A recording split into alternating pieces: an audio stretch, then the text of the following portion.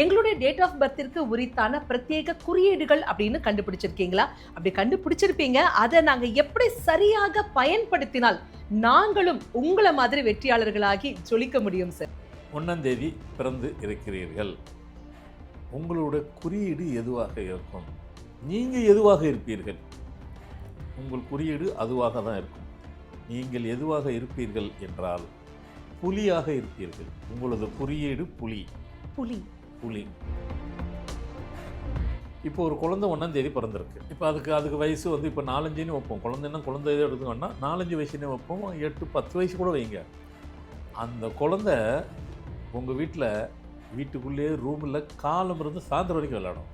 இப்போ இந்த ஸ்கூல் எல்லாம் முடிகிற நேரம், லீவ் விட போகிற நேரம், இன்னும் 2 மாதம் விடுவாங்க. எல்லாமே செக் பண்ணுங்க. இதில் வருத்தம் யாருக்கெல்லாம் இருக்குன்னாக்கா, அந்த குழந்தையோட பேரண்ட்ஸு. 1ஆம் தேதி குழந்தை பிறந்த பேரண்ட்ஸுக்கெல்லாம் இந்த குழந்தை யாரு கூடமே பேச மாட்டேதுங்க. தனியாகவே இருக்கும். புலி உருவத்தை பொறிச்சு உங்கள் இடத்துல ஏதாவது ஒரு இடத்துல வச்சுக்கிறேன். நான் எதுலேயும் இப்போ ஷர்ட்டில் வைக்க முடியலையே, இல்லைனாக்கா புலி உருவம் கொண்ட ஏதாவது ஒன்று இருந்ததுன்னா அதை பாக்கெட்டில் வச்சுக்கிறேன். உங்களுடைய தன்னிச்சை எங்கேயுமே உங்களை விட்டு அகலாது. உங்களுக்கு ஜெயிக்கிறதெல்லாம் வந்துட்டு இதன் மூலம் இன்னும் பவர் தான் உள்ளே ஏறும். ஹார்ஸ் பவர் தானே, அது உங்களுக்கு இன்னும் ஜாஸ்தியாக இன்க்ரீஸ் ஆகும். உங்களுடைய தன்னிச்சையாக நீங்கள் ஜெயிக்கிறது தொடர்ந்து ஜெயிப்பீங்க. உங்களுடைய குறியீடு புலி. நீங்களும் புலி மாதிரி தான் வாழ்ந்துட்டு இருப்பீங்க, புலி மாதிரி தான் இருப்பீங்க. குரங்கு போய் சொல்கிறீங்களே சார், அது தாவிட்டே இருக்கும் அந்த மாதிரியா சார்? குரங்குக்கு ஒரு மற்ற விலங்கினங்களுக்கெல்லாம் வந்துட்டு ஒரு பேர் இருந்தால் கூட, நாம் இப்போ நிகழ்ச்சிக்காக குரங்குன்னு சொல்லிட்டோம். நிறைய பேர் குரங்குன்னு கூட சொல்ல மாட்டாங்க, ஆஞ்சநேயர் தான் சொல்லுவாங்க. இருக்கிற எண்களிலே அதுக்கு எப்படி குரங்குக்கு அப்படி ஒரு அதிர்ஷ்டம். அது ஆஞ்சநேயரை அதுக்கு ஈக்குவலாக ஆஞ்சநேயரை ஒப்பிடும் போகும்போது அது ஒரு சக்தி தான், அது ஒரு அதிர்ஷ்டம் தான். அது கொடுத்து வச்சுது. அதேமாதிரி இருக்கிற எண்களிலே அது எப்படி இருக்கிற அனிமல்ஸ்லே எப்படி ஒரு அதிர்ஷ்டகரமான ஒரு வாக்கியம் அது கூட கனெக்ட் ஆகுதோ, ஆஞ்சநேயர் கனெக்ட் ஆகுதோ, இருக்கிற எண்ணிலே சாட்சாத் அதிர்ஷ்டம் அப்படின்னு ஒரு எண் இருக்குன்னு அது 2ஆம் நம்பருக்கு மட்டும். படிக்கும் காலத்தில் பார்த்தீங்கன்னாக்கா நீங்கள் சரியாகவே படிக்க மாட்டீங்க, படிக்கிறதுக்கு ரொம்ப மெனக்கிட மாட்டீங்க. ஆனால் படித்தவங்களுக்கு ஈக்குவலாக மார்க் உங்களுக்கு கிடைக்கும். எப்படி சார்? படித்தா தானே சார் எழுத முடியும், எழுதினா தானே சார் மார்க் கிடைக்கும். அதுக்கு தான் நான் சொன்னேன் அதிர்ஷ்டம்னு சொல்லி.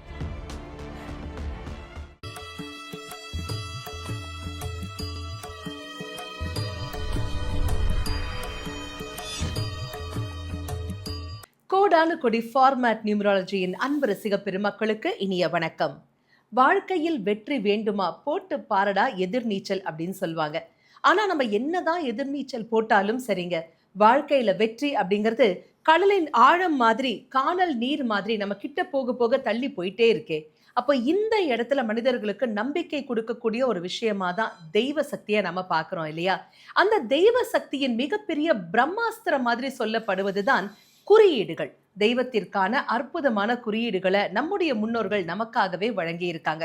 இதையும் சற்று உள்நோக்கி நம்ம நோக்கி பார்த்தால் ஒவ்வொரு நட்சத்திரத்திற்கும் பிரத்யேகமான நட்சத்திர குறியீடுகள் அப்படின்னு ஜோதிட வல்லுநர்கள் நமக்காகவே கணித்து சொல்லியிருக்காங்க இல்லையா?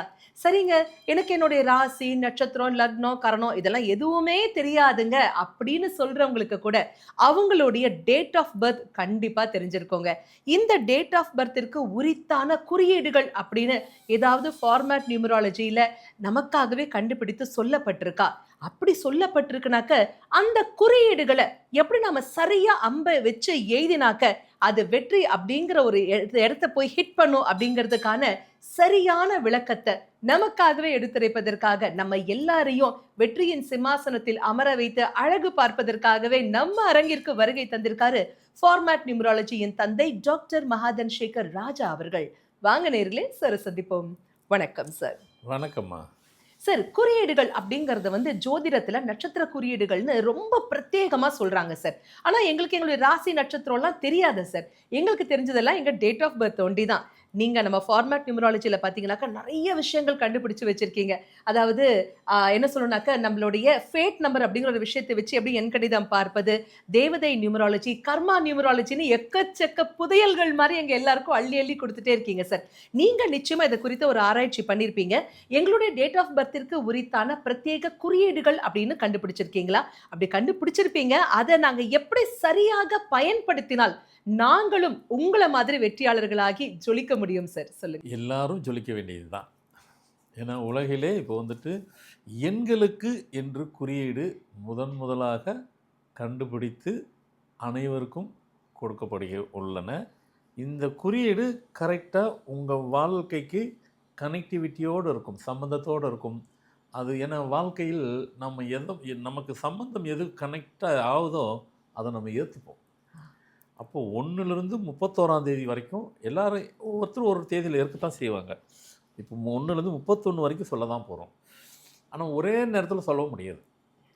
எபிசோடாக தான் வரும். நீங்கள் பாருங்கள், கண்டிப்பாக உங்களோட கனெக்டிவிட்டி இருக்கும். சரிங்க, அது இருக்குது. அதன் மூலியமாக நாங்கள் ஏதாவது வெற்றி பெற முடியுமா? ஆமாம், குறியீடே வெற்றி பெறுவதற்காக தானே கொடுக்கப்படுகிறது. அதை எப்படி நாங்க பயன்படுத்துவது? அதுவும் எங்களுக்காக விளக்கமா சொல்லுங்க சார். கண்டிப்பாக சொல்லுவோம். 1ஆம் தேதியிலேருந்து ஆரம்பிப்போம். வரம் கொடுக்க நாங்க ரெடி, பெற்றுக்கொள்ள நீங்க ரெடி அப்படின்னு சார் கேட்டிருக்காரு. டக்குனு பேப்பர், பேனா எடுத்து வச்சுக்கோங்க. அது உங்களுடைய குறியீடிற்கான அற்புதமான ஒரு விஷயங்கள் சொல்லப் போறாங்க சார். அத நீங்க கண்டிப்பா எழுதி வச்சுக்கோங்க. Over to you sir. முதல்ல துவங்கும் பொழுது 1ஆம் தேதி தான். ஏன்னா 1லேருந்து 31 தேதி வரைக்கும் சொல்லத்தான் போகிறோம். ஃபஸ்ட்டு ஸ்டார்ட் பண்ணுறது 1ஆம் தேதியிலேருந்து பண்ணணும்.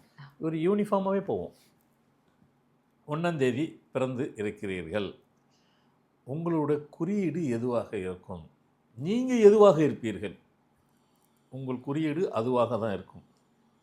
நீங்கள் எதுவாக இருப்பீர்கள் என்றால் புலியாக இருப்பீர்கள். உங்களது குறியீடு புலி. புலி. புலி அப்படின்னா என்னங்க? புலின்னு சொல்லிட்டீங்க, நீங்கள் பாட்டு சொல்லிட்டீங்க. அப்படின்னாக்கா காட்டு விலங்கிலே புலி தன்னிச்சையாக தான் வாழும். சிங்கம் தான் சிங்கிளா வரும் அப்படின்லாம் சொல்றாங்களே சார். அதெல்லாம் சும்மாவா சார்? சினிமாவில் தான் வரும். அது லாஜிக்கு கிடையாது. அது நீங்கள் என்ன, இதுக்காக நாம் எல்லோரும் காட்டுக்கு போக முடியாது. அனிமல் பிளான்ஸ் பாருங்கள், நேஷ்னல் ஜியோகிராஃபி, அது மாதிரி நிறைய இருக்குது. போய் பார்த்தீங்கன்னாக்கா கூட நம்ம ப்ரோக்ராம் முடிச்சு கூட பாருங்கள். எந்த சிங்கமாவது சிங்கிளாக இருக்குதான்னு எதனா ஒன்றாவது பார்த்து சொல்லுங்கள். வாய்ப்பே இல்லை. சிங்கிள் கூட்டமாக தான் வரும். ஆனால் அதேமாதிரி புலி கூட்டமாக இருக்குதா, அதையும் பாருங்கள், அது இருக்காது. சிங்கிளாக தான் இருக்கும். தனியாக காட்டில் தனியாகவே சுற்றிட்டு இருக்கும். அது அது அதனுடைய கூட்டமாகவோ எங்கேயுமே மிங்கிள் ஆகாது. அது தன்னிச்சை தான் இருக்கும். சரிங்க, புலி தன்னிச்சையாக இருந்துருச்சு, அப்புறம் அப்படின்னு உங்களுக்குள்ளே உங்கள் மைண்ட் வாய்ஸ் கேட்கும், நீங்களும் தன்னிச்சையாக தான் இருப்பீர்கள். தன்னிச்சைன்னா அப்படின்னா என்னங்க?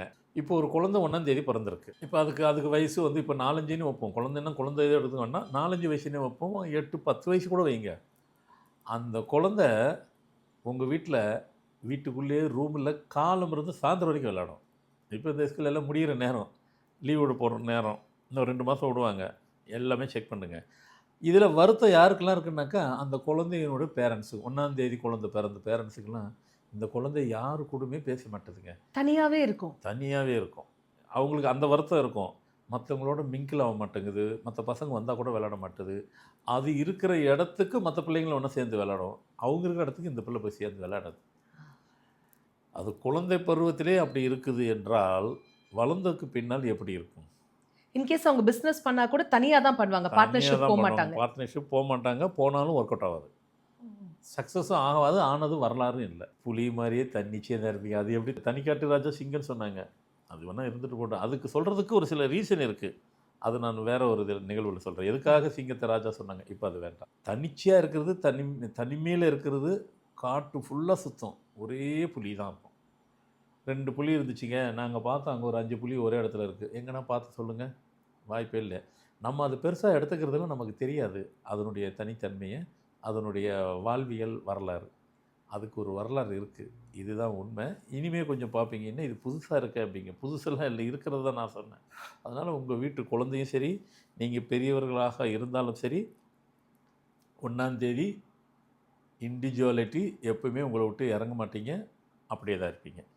சார் சரி. தனியா இருப்பாங்க அப்படின்னாக்கா, அவங்களுடைய ஃபேமிலி லைஃப் டிஸ்டர்ப் ஆகாதா சார்? இல்ல அப்படி கிடையாதும்மா. அர்த்தம் அப்படி கிடையாது. இப்போ 1ஆம் தேதி பொறந்தவங்க கல்யாணம் ஆயிருச்சுன்னா தனியாவா இருப்பாங்கன்னு அர்த்தம். அப்படி கிடையாது. ஆ. 1ஆம் தேதி கல்யாணம் பொறந்தவங்களுக்கு கல்யாணம் ஆயிருச்சு, ஒய்ஃபோட இருப்பாங்க அவ்வளோதான். அவங்களுக்கு ரிலேட்டடா எங்க இருக்கோ அவ்வளோதான். ஆ. அத தவிர இல்லைங்க எனக்கு ஃப்ரெண்ட்ஸ் ஒரு 10 பேர் இருக்காங்க அப்படின்னு அவங்கள சொல்லுங்க. கரெக்ட். ம். அது வேற அது. அவர் ஃபேமிலி, அவர் ஒய்ஃபு, அவங்க ஹஸ்பண்டு. இப்படி ஒய்ஃப் எடுத்துக்கலாம், லேடீஸா இருந்தா ஹஸ்பண்டு, ஜென்ஸா இருந்தா ஒய்ஃபு. அப்படி எடுத்துக்கிறலாம். ஸோ அதனால வந்துட்டு அப்படி தான் வரும். எனக்கு ஃப்ரெண்ட்ஸுங்க நெறைய இருக்காங்க. ஒரு 10, 20 பேர் இருக்காங்க. நான் போய் பேசிட்டு வரேன். வாய்ப்பே இல்ல. அதனால போமாட்டாங்க. சரிங்க 1ஆம் தேதிக்கு இவ்வளோ ரகசியம் இருக்கா? எங்க குறியீடு ஓகே. நாங்க இப்ப அதனால தெரிஞ்சு என்ன ஜெயிக்க போறோம்? ஆ. அதுதான் அடுத்த கேள்வி. ஒண்ணும் கிடையாது. அதே புலி சிம்பல உங்க இடத்துல எங்க வேணாலும் இருக்கணும். நீங்க வச்சுக்கிறணும். புலி உருவத்த பொறிச்சு உங்க இடத்துல ஏதாவது ஒரு இடத்துல வச்சுக்கிறீங்க. நான் எதுலயும் இப்போ ஷர்ட்டில வைக்க முடியலையே இல்லைனாக்கா, புலி உருவம் கொண்ட ஏதாவது ஒண்ணு இருந்ததுன்னா, அத பாக்கெட்ல வச்சுக்கிறேன். உங்களுடைய தன்னிச்சை எங்கேயுமே உங்கள விட்டு அகலாது. அதனுடைய பவர், அதனுடைய புலியினுடைய பவரே வேற. அதெல்லாம் உங்களுக்கு கனெக்ட் ஆயிடும். இல்லைங்க புலி மாரி நாங்க ஆயிருவோமா? நீங்க புலி மாரி ஆனா என்ன இருக்கு? நல்ல விஷயம் தானே. புலி மாரி நம்ம எப்படி ஆக முடியும்? புலி மாரி ஆக முடியாது. புலியினுடைய அந்த கேரக்டர எப்படி நம்ம பண்ணணும் பாருங்க. அது இன்னும் கொஞ்சம் வீரியம் ஜாஸ்தியாகும். உங்களுக்கு ஜெயிக்கிறதெல்லாம் வந்துட்டு இதன் மூலம் இன்னும் பவர் தான் உள்ள ஏறும். ஹார்ஸ் பவர் ஏறும். ஹார்ஸ் பவர் தானே. அது உங்களுக்கு இன்னும் ஜாஸ்தியா இன்க்ரீஸ் ஆகும். உங்களுடைய தன்னிச்சையாக நீங்க ஜெயிக்கிறது தொடர்ந்து ஜெயிப்பீங்க.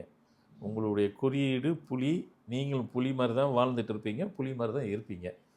கனெக்ட் ஆயிருச்சா இல்லைன்னு செக் பண்ணி பாருங்க. அடுத்து நம்பர் 2. 2ஆம் தேதி 1ஆம் தேதி பத்தி சொல்லியாச்சு. 2ஆம் தேதி பிறந்தவங்க எப்படி இருப்பாங்க? இவங்கள எத வர்ணிக்கணும்? எத சொல்லலாம்? இவங்க குறியீடு எது? அப்படின்னு பார்த்தா குரங்கு. குரங்கு. ம். சார், குரங்கு போய் சொல்றீங்களே சார், அது தாவிட்டே இருக்கும் அந்த மாதிரியா சார்?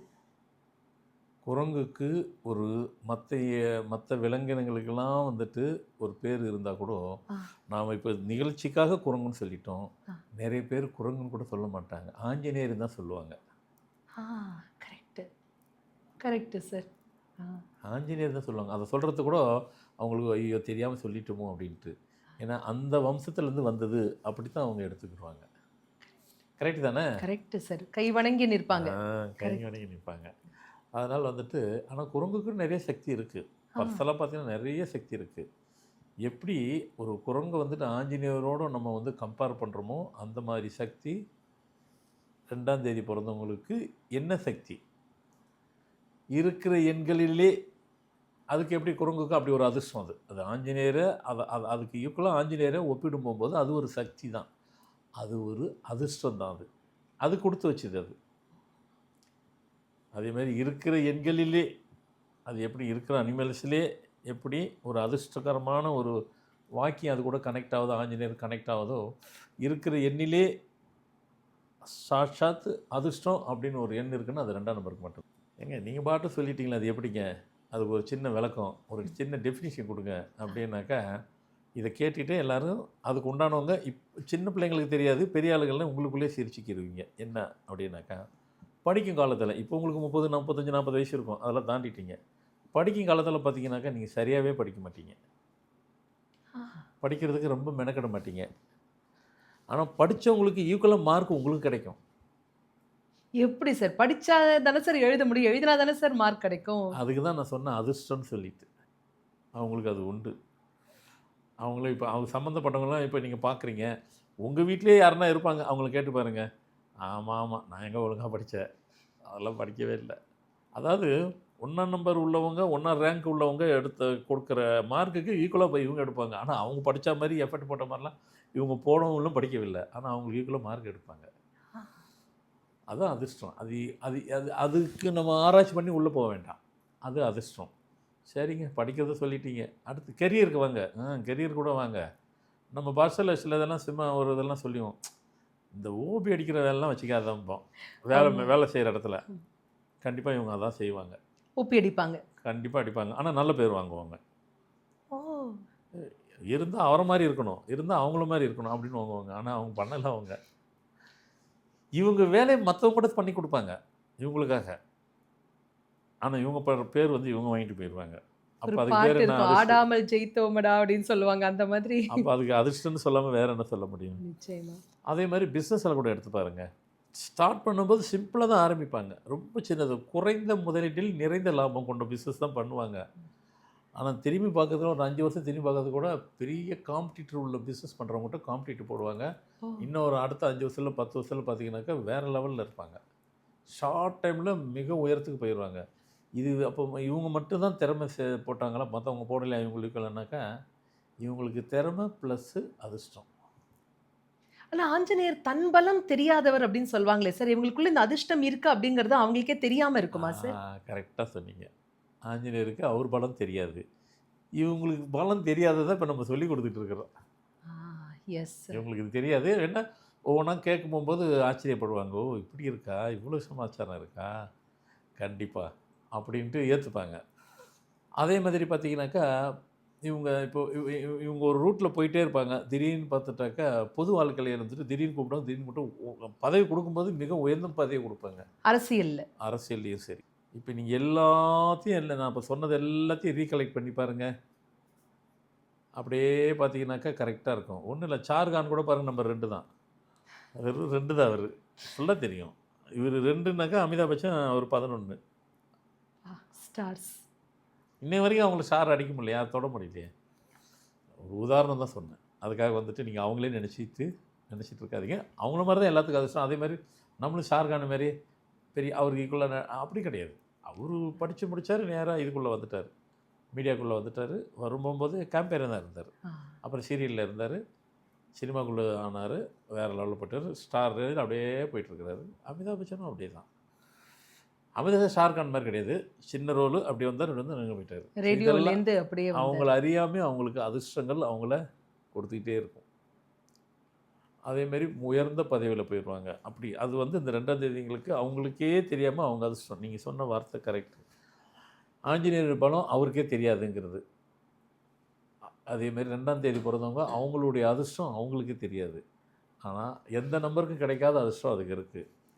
குறியீடு மங்கின்னு நம்ம சொன்னோம், குரங்குன்னு சொன்னோம். அதனுடைய குறியீடை உங்களிலே பொறித்து பதித்து நீங்கள் பாக்கெட்டில் வைத்து கொள்ள வேண்டும். அப்படி அது மாதிரி ஆமாங்க, குரங்கு வந்து நம்ம குரங்குன்னு ஒரு இதுக்காக தான் சொன்னோம். அதை சொல்ல வரல. இப்போ அவரோட நிறைய மங்கின்னு சொல்கிறேன், அதுதான் உண்மை. ஆஞ்சநேயருக்கு ஈக்குவலாக தான் நம்ம வந்து அவரை வந்துட்டு வணங்குறா போல தான் இருக்கும். இன்னும் சொல்லப்போனால் ராமதூதா, ராமசாமி அப்படின்னு தான் கூப்பிடுவாங்க நிறைய பேர். கண்டிப்பாக. அப்போ 2ஆம் நம்பருக்கு இப்படி ஒரு சக்தி இருக்கா? பிறந்தவங்களுக்கு 2ஆம் தேதி பிறந்தவங்களுக்கு இப்படி ஒரு சக்தி வச்சுருக்கிறாங்களா? ஆமாம். 2ஆம் தேதி பிறந்தவங்க ரொம்ப கஷ்டப்படுறாங்க. யாருன்னா ஒரு ஆளை சொல்லுங்கள். அதெல்லாம் கிடையாது. அவங்களுக்கு அதிர்ஷ்டம் எப்போவுமே கை கொடுத்துட்டே இருக்கும். எல்லா விஷயத்துலையும் சரி. அவங்க வீட்டில் 4 பேர் பிறந்திருக்காங்களா, இவங்க மட்டும் பெரும் அதிர்ஷ்டசாலியாக இருப்பாங்க. அதனால் வந்துட்டு அந்த அதிர்ஷ்டம் கொண்ட எண் வந்து 2. அந்த கம்பேர் பண்ணி பார்த்தாக்கா உங்களுடைய குறியீடை அந்த மங்கியை நீங்கள் பொறித்து வச்சுக்கிறீங்க. இல்லை அது ஃபோட்டோவை கையில் வைங்க. அதனுடைய பலமும் பலனும் உங்களுக்கு வந்து சேரும். அருமை சார். நிஜமாவே இவ்வளோ வருஷம் மீடியா ஃபீல்டில் வந்து இது வரைக்கும் நான் இந்த எண்களுக்கான குறியீடுகள் அப்படின்னு ஒரு விஷயத்த நான் கேள்விப்பட்டதே கிடையாது சார். இது உங்களுக்கான தனித்துவம். நீங்கள் கண்டுபிடிச்ச ஒரு மிகப்பெரிய ரகசிய பொக்கிஷம் அப்படின்னு தான் சொல்லணும். அதை இன்னைக்கு எங்களுக்காக ரொம்ப அழகாக விளக்கமாக சொல்கிறீங்க. எதற்கு அப்படின்னாக்க, யாம் பெற்ற இன்பம் பெருகை வையகம் அப்படின்னு மகிழ்வித்து மகிழக்கூடிய தன்மை உங்களுக்கான ஒரு தனித்துவம் சார். கொடானுகொடி அன்பு நெஞ்சங்கள் அனைவர் சார்பாகவும் மனமார்ந்த நன்றிகள். வணக்கம்மா. என்னங்க, எவ்வளோ சூப்பரான சுவாரஸ்யமாக இருந்ததில்ல சார். சொல்ல கேட்கணும்னு தோணுது. நேரமின்மை காரணமாக இந்த எபிசோட நிறைவு பகுதிக்கு நம்ம வந்தாச்சு. ஆனால் அடுத்தடுத்து வரக்கூடிய எபிசோட்ஸில் உங்களுக்காகவே உங்களுக்கான குறியீடுகளும் வந்து சார் சொல்ல போகிறாரு. அதன் தன்மைகள், அதை எப்படி சரியாக பிரயோகிக்கணும், எப்படி பண்ணினாக்க நமக்கான உச்சக்கட்ட பிரம்மாண்ட வெற்றியை நம் ஒவ்வொருவராலும் எட்டி பிடிக்க முடியும் அப்படிங்கிற ரகசியங்களும் உங்களுக்காகவே சொல்லப்படும். எங்க கூடவே இணைந்திருங்க. மீண்டும் அடுத்த எபிசோடில் சந்திக்கலாம். அதுவரை நன்றி, வணக்கம்.